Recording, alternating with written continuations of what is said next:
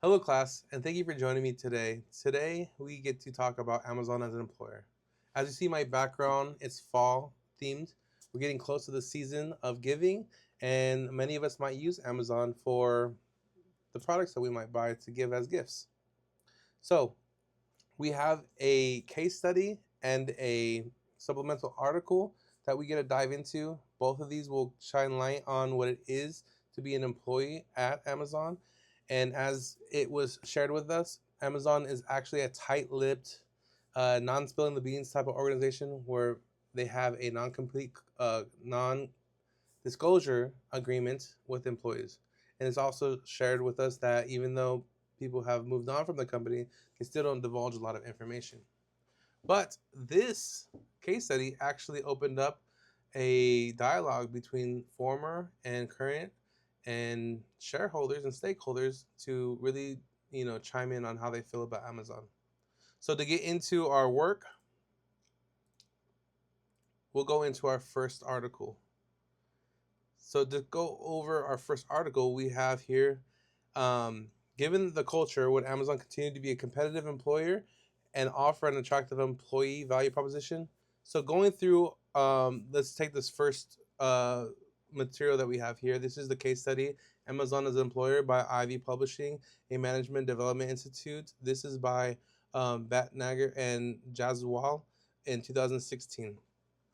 So to just jump into this, what we find here is that through this article we find Amazon being a organization first, employee second, seemingly organization, where a lot of um, the material that we find in here is that those that have families, those that have other parts of their life, are kind of driven out or kind of like fall through the cracks. Those that are more ambitious, even, I would even say ambitious, those that have more opportunity, time, and dedication to the organization really find it to a place for them to thrive and to grow and to lead. And we can see here there's high turnover, a few months. Going into our second supplemental article, the Insider Amazon. This is the Reporter's Notebook by Cantor and Steitfeld in 2015. We can go all the way to the bottom, and we can also see that this individual, Julia Scheifetz, was having, she had a baby and had cancer at the same time. And she wrote, "Please make Amazon a more hospitable place for women and partners." So it kind of seems that they don't really take care of their own. They just want their own to be very like fortified in their well being and really driven to push Amazon first. And they do a good job. Some people here say it's been brilliant, brilliant people, fluffy dogs, and good problems so far. And then we have another individual saying, "My experience here is one of being rewarded for hard work and performance, never being coerced to do either." So there's a lot of good and bads here. What we find in these both of these materials.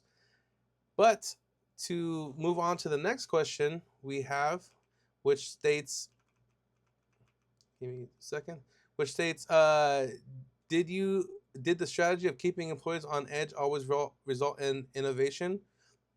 So going back to the article, we find it here that many such employees were excited to be working on cutting edge projects that would impact millions of people and felt that working at Amazon advanced their careers. So for this statement alone, we can see and say that being a cutting edge organization and working on these type of projects, there was this value of being part of something bigger, and it actually seems like these employees were actually happy with this. But then we get into this next part, which says many employees found that this rigorous approach to software development ex- uh, exciting and argue that such rigor made Amazon the best place to work for those who were passionate about their profession, but it was only for a minority, small minority. So this is not everybody. This is actually the less people than we might imagine. And it's important to note because, again, this is two sides of one coin. We have to take consideration of what people's value propositions are, right? What are they? What are their preferences and what they will receive for the work that they give, and this could be intrinsic or they could be extrinsic. It could be money, it could be time, it could be consideration for, leadership. It could be a lot of different things. We'll have to give it to each individual to determine that.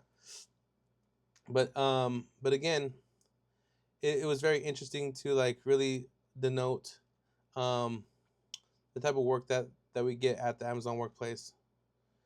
We also had a divide and support. Another two highly significant figures that really, made a made a notice in these um, Amazon exposes.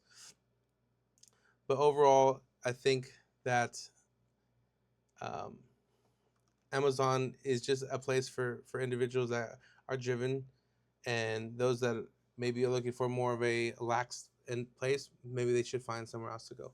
So last we have here is do we agree with Jeff Bezos' statement about harmony is overvalued in the workplace? It can stifle honest critique and encourage polite praise for flawed ideas.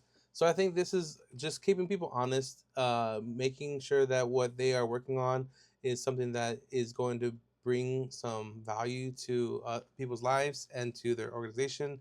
I do recall reading something about them having to work backwards from a press release and then building the concepts, and if everything kind of got greenlit, then they would be able to work on that project. But if it didn't, they would just scrap it to save money and time. And I think that's a good policy, especially running an organization. Um, and then lastly, what's the one word to describe Amazon's paradox? I just say conundrum. It feels like there's two sides of this coin, and really depending on the individual, it could be something that is great, or it could be something that is like not great, and people would leave and find somewhere else to go. But anyways, thank you so much for your time, and have a wonderful day. I look forward to reading your material or watching your videos and learning together. Thank you so much.